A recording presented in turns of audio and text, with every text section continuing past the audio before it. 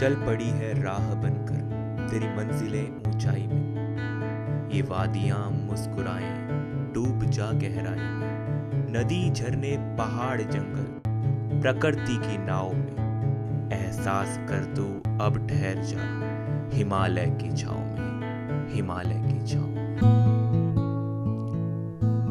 हिमालय सफेद चांदी की चादर पहने लाखों वर्षों से अडिग विश्व की सबसे ऊंची पर्वत श्रृंखलाओं का समूह जो हजारों किलोमीटर दूर तक फैली है। अपनी खूबसूरती के लिए विख्यात हिमालय प्राकृतिक सौंदर्य से भरपूर है। ग्लेशियरों, पहाड़ों, जंगलों, झरनों का एक भंडार जहां से कई सौ नदियों का उद्गम होता है।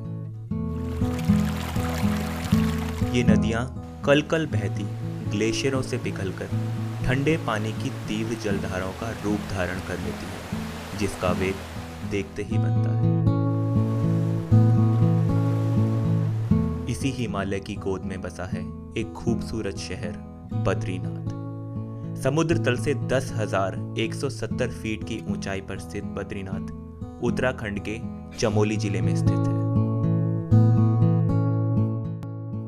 बद्रीनाथ की सुबह अरुणोदय होता हिमालय चांदी की भांति तथा सूर्योदय में नीलकंठ चोटी एक स्वर्ण पर्वत का रूप धारण कर लेती है।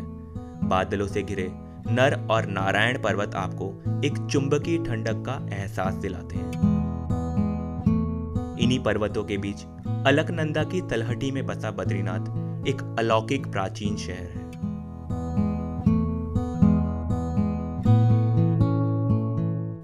बद्रीनाथ हिंदुओं के 4 धामों में से एक धाम है। माना जाता है कि लाखों वर्ष पूर्व नर यानी मानव तथा नारायण अर्थात विष्णु भगवान ने यहाँ एक साथ तपस्या की थी। यहाँ स्थित विश्व प्रसिद्ध बद्रीनाथ धाम इसी का प्रतीक है।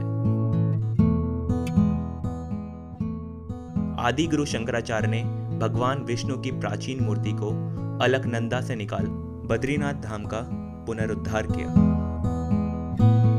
बद्रीनाथ मंदिर को हिंदू तीर्थ स्थानों में विशेष स्थान प्राप्त है। बद्रीनाथ मंदिर साल में केवल 6 महीने खुलता है। मंदिर की सुंदरता व नक्काशी देखते ही बनती है। हर साल हजारों तीर्थयात्री आस्था के साथ बद्रीनाथ धाम आते हैं। मंदिर के पास शंकराचार्य मंदिर स्थित है, जो कि श्री आदि गुरु शंकराचार्य का प्रतीक है। यहाँ स्थित पंचधाराएं तथा पंचशिलाएं प्राचीन धार्मिक आस्थाओं का विवरण देती है। यहाँ का मुख्य आकर्षण यहाँ स्थित प्राचीन तप्त कुंड है। अलकनंदा के बर्फीले ठंडे पानी तथा 10 डिग्री से भी कम तापमान वाले बद्रीनाथ में प्राकृतिक गर्म पानी का स्रोत।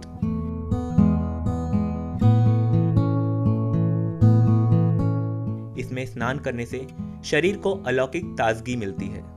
प्राचीन मान्यताओं के अनुसार इसमें स्नान करने से आत्मा का शुद्धिकरण होता है।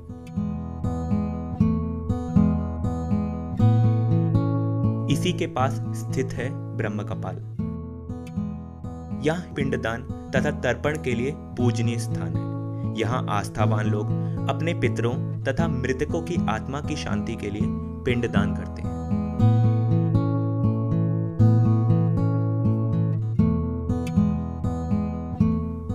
बद्रीनाथ शहर के साल में केवल 6 महीने खुले होने के कारण यहाँ का रोजगार व बाजार मुख्यतः यात्रियों व पर्यटन पर निर्भर है। यहाँ धार्मिक पुस्तकें, मूर्तियां, रत्नों, पूजा पाठ हेतु सामग्री व वस्तुओं की ज्यादा बिक्री होती है।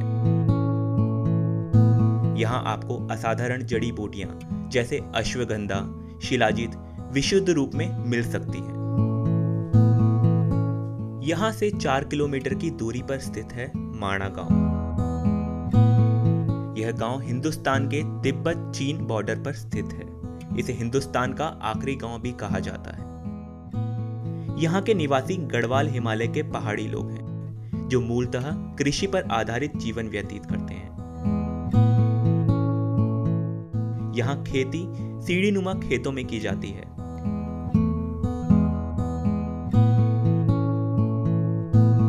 नाशपाती, टमाटर, अनार, विभिन्न प्रकार के पेड़ पौधे आपको स्वतः ही दिख जाते हैं। मिट्टी के घरों में रहने वाले पहाड़ी लोग मिट्टी के चूल्हों में ही अपना खाना पकाते हैं। गाय भैंस पालन को यहाँ विशेष दर्जा दिया गया है। यहाँ की गाय स्वतः ही पहाड़ी जंगलों में घास खाकर संध्या तक वापस लौट जाती है।